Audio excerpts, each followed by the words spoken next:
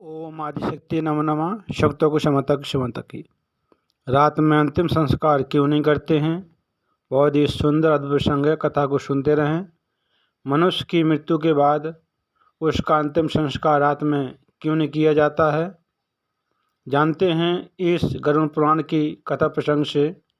कोई चाहे आपका कितना भी प्रिय क्यों ना हो, लेकिन जैसे उसकी मृत्यु होती है तो उसके एक तरफ उसे खोने का दुख तो होता ही है, परंतु साथ ही उसकी अंतिम संस्कार की तैयारी भी शुरू कर दी जाती है।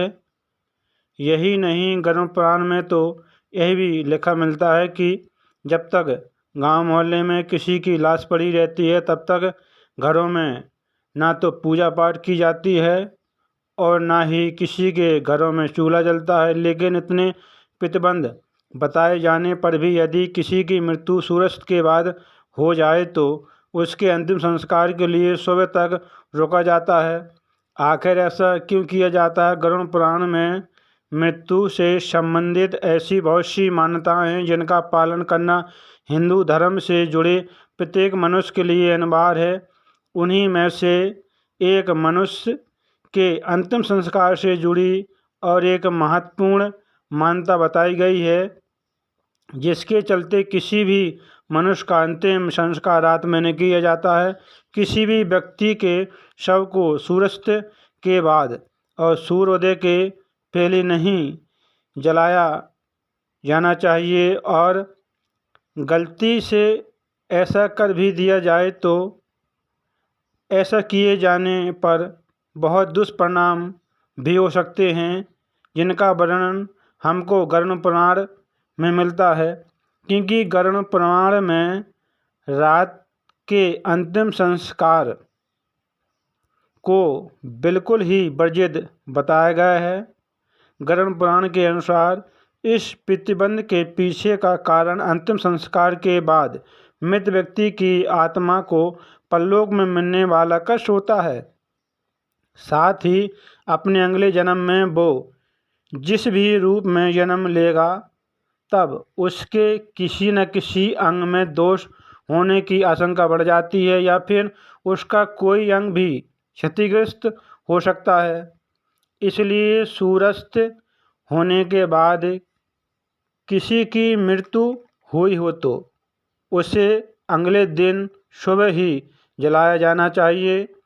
गरुड़ पुराण में इस बात का जिक्र भी मिलता है कि शव को जलाने से पहले घर और रास्ते में पिंडदान करने से देवता और पिशाच खुश हो जाते हैं और शव अग्नि में समा जाने के लिए पूरी तरीके से तैयार हो जाता है, और जिस पर उस आत्मा की मोक्ष प्राप्ति की संभावना बढ़ जाती हैं। कहा जाता है कि समय रहते मृत व्यक्ति का अंतिम संस्कार करने से उसकी आत्मा को परलोक में उत्तम स्थान मिलता है।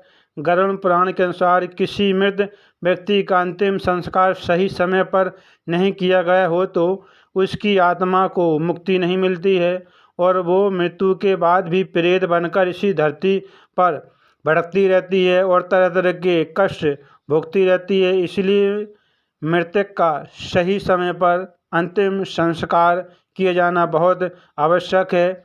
रात में अंतिम संस्कार को शास्त्र विरुद्ध माने जाने के पीछे एक मान्यता ये भी है कि सूर्यास्त के बाद स्वर्ग का द्वार बंद हो जाता है और नरक के द्वार खुल जाते हैं।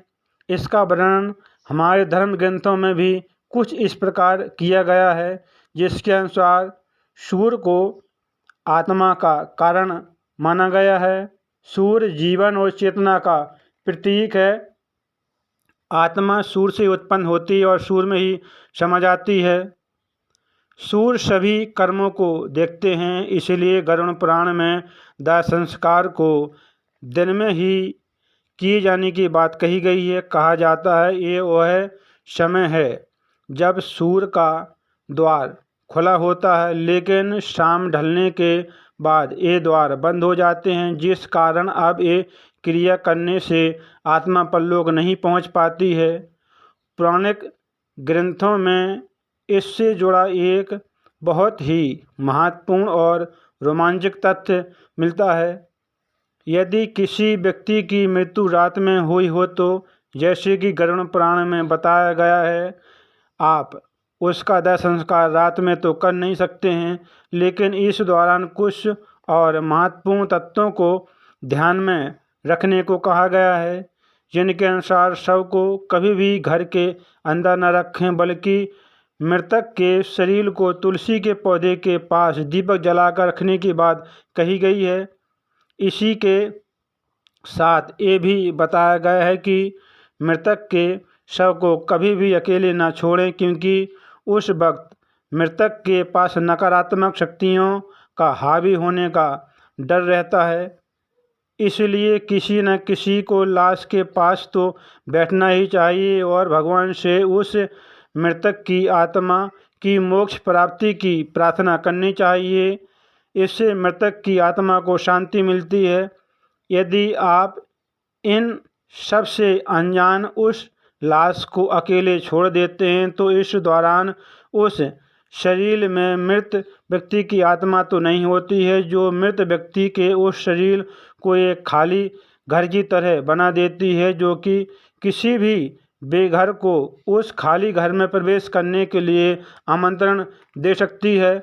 जैसे कोई भी आत्मा उस खाली शरीर में प्रवेश करने का प्रयास कर सकती है, और ऐसा ज़रूरी नहीं है कि वो पुण्य आत्मा ही हो, बल्कि वो बुरी आत्मा भी हो सकती है।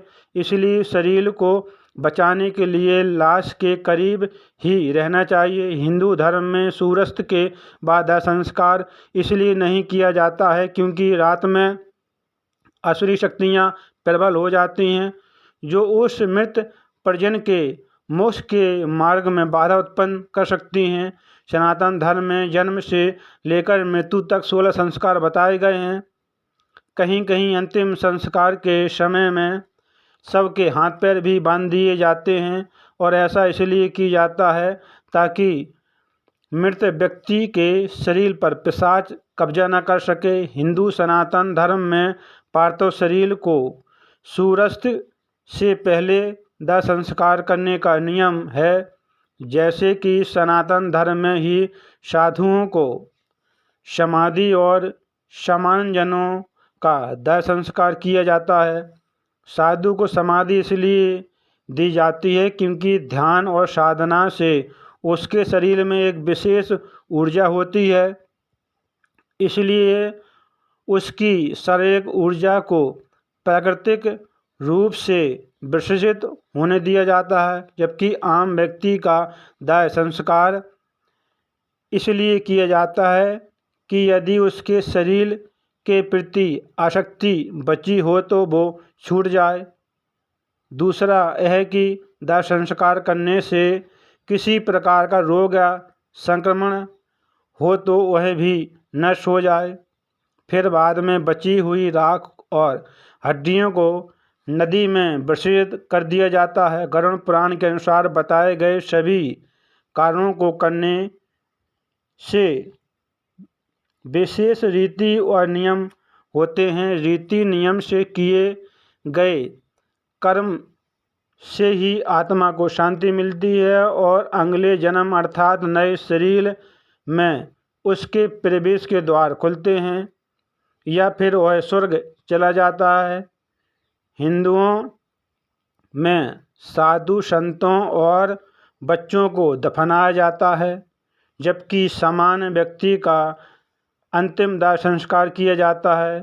शास्त्रों के अनुसार शरीर पृथ्वी, जल, वायु, अग्नि और आकाश, इन 5 तत्वों से मिलकर बना होता है, और जब किसी का अंतिम संस्कार किया जाता है तो वह सभी 5 तत्व वापस जाकर उन्हीं में विलीन हो जाते हैं। इसलिए मृत्यु जिस मनुष्य की हो जाती है तो अंतिम संस्कार उसका दिन में किया जाता है।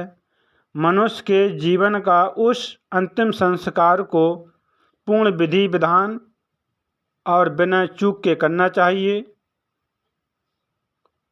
बहुत ही सुंदर, अद्भुत, रोमांचकारी कथा थी। कथा को सुनते रहें। रात में अंतिम संस्कार न किए जाने के कारणों को तो आपको पता चल ही गया होगा कि रात में मनुष्य की मृत्यु हो जाती तो उसका अंतिम संस्कार क्यों नहीं किया जाता है। कथा गरुड़ पुराण से थी, बहुत ही अद्भुत रोमांचकारी कथा थी। कथा को सुनते रहें। फिर मिलेंगे अगली बार एक खास वीडियो के साथ। तब तक देखते रहिए इस चैनल को, कथा को सुनते रहें, काम करते रहें, मैया का नाम जपते रहें। शब्दों को क्षमा तक क्षमा तक क्षमा तक क्षमा।